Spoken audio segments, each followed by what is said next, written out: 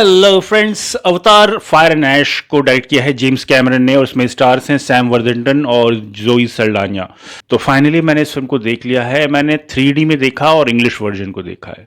Review में आगे बढ़ने से पहले मैं अवतार फ्रेंचाइज के बारे में अपने थॉट्स क्लियर कर देता हूँ, क्योंकि आई थिंक इससे आपको भी मदद मिलेगी कि आपको ये फिल्म देखनी है या नहीं देखनी है डिसाइड करने में, जब आपको पता चलेगा कि मेरी थॉट प्रोसेस क्या है इसके बारे में।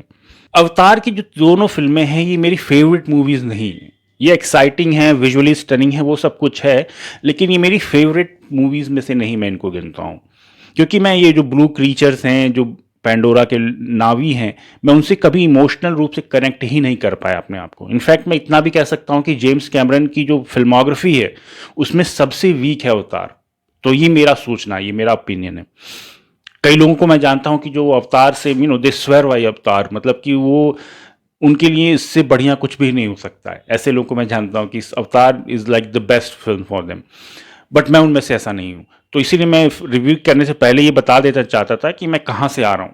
का कतई ये मतलब नहीं कि फिल्में बेकार, फिल्में अच्छी हैं, इंटरटेनिंग हैं, लेकिन इमोशनल टच, जैसे कि आप टाइटैनिक या एलियन या कोई भी फिल्म जेम्स कैमरन की उठा के देख लें, वो इमोशनली बहुत ही ज़्यादा स्ट्रांग फिल्में होती हैं उनकी, और ब्लॉकबस्टर तभी हो पाती हैं। लेकिन अवतार में, जैसे मैंने पहले बताया, कि मैं इमोशनली कभी इन कैरेक्टर्स के साथ कनेक्ट नहीं कर पाया।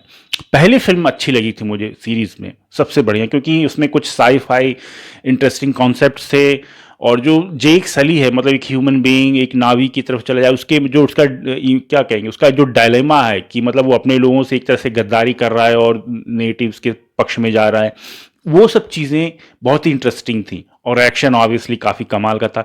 जो सेकंड फिल्म थी वो उसी को एक्सपेंड करती है, और हाँ, कुछ नए नई चीज़ें, अंडर वाटर इमेजरी, कुछ नए क्रीचर्स उसमें डाले गए थे। और थर्ड फिल्म में मैं कहूँगा जो फायर एंड ऐश है, इसमें जेम्स कैमरन के ज़्यादा क्लियरली पता चलता है कि ज़्यादा इंटरेस्टेड हैं वो इस फैमिली, जो जेक सैली की परिवार है उसके ऊपर। वो प्लॉट ड्रिवन फिल्म ही ज़्यादा है, जो कि काफ़ी शर्म की बात है, क्योंकि जेम्स कैमरन ने ही हम लोगों को ट्रेन किया है इन फिल्मों के ज़रिए कि आप कुछ एक्साइटिंग, कुछ विजुअली एक्साइटिंग मतलब एक्सपेक्ट करें इनकी फिल्मों से हमेशा। उन्होंने ही ट्रेन किया हम लोगों को।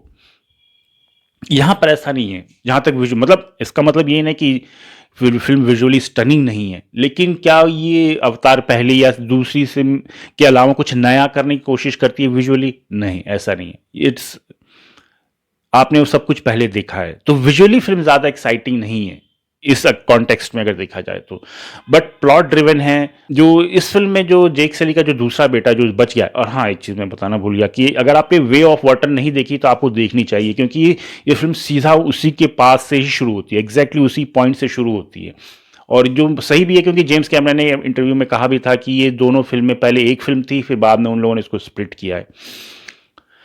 तो जैसे मैंने बताया कि ये फिल्म प्लॉट हैवी हो जाती है, और कुछ अच्छे इंटरेस्टिंग कैरेक्टर्स हैं, जैसे कि जो ऐश नावी हैं, जिसका ट्रेलर में आप लोगों ने देखा होगा, वो हैं, वो काफ़ी इंटरेस्टिंग है। लेकिन उसको भी अगर आप कहेंगे तो बहुत ज़्यादा गहराई में नहीं, बस वो एक तरह से क्या कहेंगे, एक तरह से विलन कैरेक्टर है, जो कि क्वारिच उससे मिल के नावी को हराना चाहता है, और उसके पीछे मतलब कुछ चीज़ें की गई हैं, लेकिन उसको बहुत डिटेल में, बहुत डेप्थ में जाने की कोशिश नहीं की गई।